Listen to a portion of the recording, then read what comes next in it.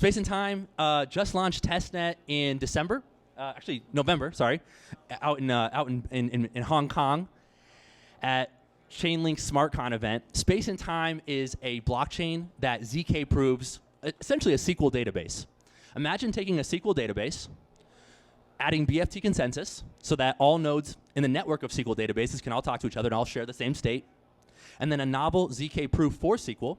So when smart contracts want to ask questions from that database can cryptographically prove that it's not lying about its tables, like prove that the tables have not been manipulated and that the underlying SQL query has not been manipulated as well. We're proving SQL query computation, and we're proving that our tables have not been tampered. We've taken all the good ideas from the ZK world and brought them to SQL databases.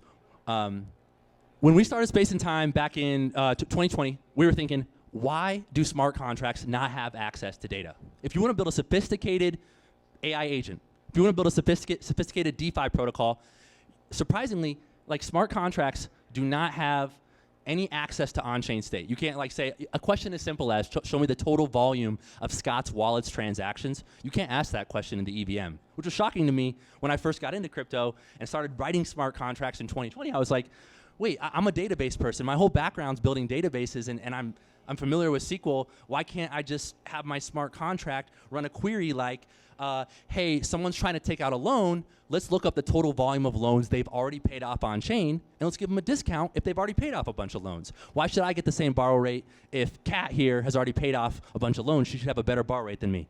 Surprisingly, on chain in the EVM, the only data that smart contracts have access to are really just the current transaction information, an address's balance, and a little bit of your own smart contract storage state, which is very expensive. There's no historical access. There's no aggregation. You can't ask questions like, show me the total liquidation volume of this wallet. How many times and what's the total amount they've been liquidated, and we'll avoid loans with them in the future because they might incur bad debt. Those kinds of questions have to be indexed into centralized off-chain databases, processed there, and then in a very insecure, very centralized way, brought back on chain to be handed to smart contracts during a transaction. If I want to build a sophisticated, options exchange that, uses European settled derivatives to allow people to trade on chain, like I have to put all that data somewhere. If my options contract doesn't expire in a month, where does that data go for a month? And it's very, very cumbersome and expensive to use smart contract storage state. So here's what we did. We decided, let's take a SQL database, add BFT consensus, make it EVM compatible, and let's ZK prove SQL so that we can index the entire state of Ethereum into this decentralized database, and then smart contracts in Ethereum or any EVM compatible chain can query this database and get back a ZK proven result, a ZK proven SQL query answer next block on chain, as if it were already in smart contract state, as if it were already part of the chain, as if you're not reaching out to an external oracle to get data back. So we feed in indexed data from a bunch of EVMs, Bitcoin, Sui, Aptos, soon Solana, you name it. The chain itself witnesses that data, builds cryptographic hashes on the data that we use for ZK proving later, and then any DeFi developer in the EVM can ask Space and Time complex or simple questions about the users that are transacting with them. Similarly, AI agents can also ask questions about on-chain state and get back verified answers. Rather than just trusting my database and trusting my API and trusting that I'm a good data provider, we'll cryptographically prove that we are 100% accurate to the chain. And if you need that for your DeFi protocol or your agent, this is a one-stop shop to get it. And this is incredibly fast. Our proof times, I'll talk about later, but we're down to sub-second proofs. Okay, let's talk about how we got here. So Ethereum smart contracts can access wallet balances, as I said, and they can access the current contract's storage, which is very limited. We added oracles like Chainlink. During DeFi summer, decentralized oracle networks like Chainlink introduced price feeds, which allowed smart contracts to access basic data points like the price of a token. That aggregated data point, like the price of AVAX today, basically initiated the whole DeFi movement, right? I can't build a lending protocol without price feeds. But the problem with price feeds is that's just one tiny aggregated data point. What sophisticated DeFi developers want now is the full history of the chain. I should be able to ask any question about Ethereum. I should be able to ask any question about your wallet. So when you go to transact with my contract, I know who you are. I know what you've done on chain. I know your total volume of loans you've paid off. I know the different agent protocols you've interacted with. I know who you are because Space and Time is a database of all on-chain users with entire history of the chain. And this ushers in a new generation of very sophisticated data-driven contracts that we so desperately need. Bring computation off-chain. The future of crypto is basically a BFT consensus chain really only acting as a settlement layer for verifying proofs.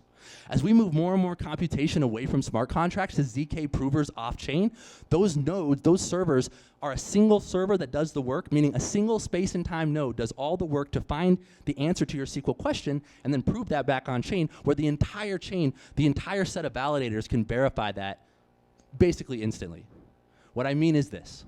The future of blockchain is not smart contract execution redundantly across BFT consensus, where a smart contract compute is executed 90 times redundantly. No, rather executed once by a single prover off-chain, but verified 90 times redundantly because the verification step is instant or near instant, very, very lightweight. So imagine this massive SQL, essentially data warehouse of all the history of Bitcoin, Ethereum, ZK Sync, Base, Polygon, and you can ask any question and get answers back sub-second, along with the ZK proof that proves that we're not lying. So first, we index data from every major chain. Then we kind of witness that data and sign it inside of our database. And then we have a proof of a SQL query engine that proves it to smart contracts. That is the entire stack of Space and Time. We launched testnet back in November, and we're mainnetting in about a month. So we're really excited. Let's bring it all together with an eye chart. Scott, how does this work? Why do I need SXT? Why do I need Space and Time? Why can't I just, like, I don't know, use like a Postgres database and just grab my contract state? Well, we first index data across this essentially DePIN network of indexer nodes. And that DePIN network redundantly submits data from Ethereum RPC. So we have a ton of data providers providing us the same Ethereum data redundantly before we witness it, sign it, and then ZK prove SQL queries to smart contracts that need it at the top. How do we focus on performance? When we set out to build Space and Time, we thought, okay, this is never gonna work if query times are 10 minutes. No one's gonna use Space and Time. Right now in the ZK space, there's a lot of hype around ZK coprocessors, if you're familiar with that term. Problem is performance is poor. We're seeing, for other ZK coprocessors besides Space and Time, we're seeing minutes, 10 minutes, 20 minutes for a proof. At the fastest, 1 minute for a proof. Our focus was, how do we get data back next block? We just wanted to build a really fast, really optimized, a focused ZK circuit that's just for SQL. And optimize it as much as we can for SQL. We don't support arbitrary Rust computation. We don't support arbitrary JavaScript. All you can do with Space and Time is run SQL. But the benefit of that is 100x performance over generic ZK VMs that support any generic Rust. So we're down to sub-second queries on essentially million row tables now. So you could query 1 million transactions of Ethereum history, or 1 million wallets balances, or you name it, and get back not just a query result, but a ZK proof on-chain next block, sub-second. So let's talk about use cases. I already talked lending in detail. Let's go to a fun one. Loyalty. So you want to do a trustless airdrop, and you put all of your airdrop tokens into a contract. That's essentially a treasury that users can claim their airdrop from. Your airdrop criteria is a bunch of on-chain actions. Have they interacted with these protocols? Have they deposited or LP'd a certain amount of money into your DeFi protocol? Whatever your criteria may be, as long as it's on-chain data that defines that criteria, you could write your airdrop in SQL. Select all users, all wallets that meet XYZ criteria and where wallet equals XYZ, and get back that ZK proven answer during an airdrop claim. So when a wallet goes to claim their airdrop, that wallet will kick off a Space and Time query that queries their wallet address to see if their wallet address has met the criteria. And then that query result is sent back to the smart contract, and they're allowed to execute their withdrawal. They can execute their airdrop claim. You've now created the first trustless airdrop, the first decentralized airdrop, as an example. Another one is RWAs. So we do a lot of work with financial institutions that have a centralized cloud database, think Snowflake in the cloud, or Postgres in the cloud, or Teradata in the cloud, and connecting their data to smart contracts, where space and time acts as a ZK prover to prove that off-chain data and prove it on. Like, we act as essentially a ZK proven oracle for RWAs. Would love to have you guys building with us.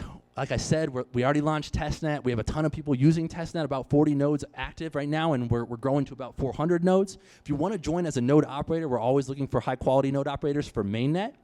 And if you're a builder and you want high-quality, cryptographically proven, ZK-accurate data, look no further than space and time. Thank you all, and have a great Denver.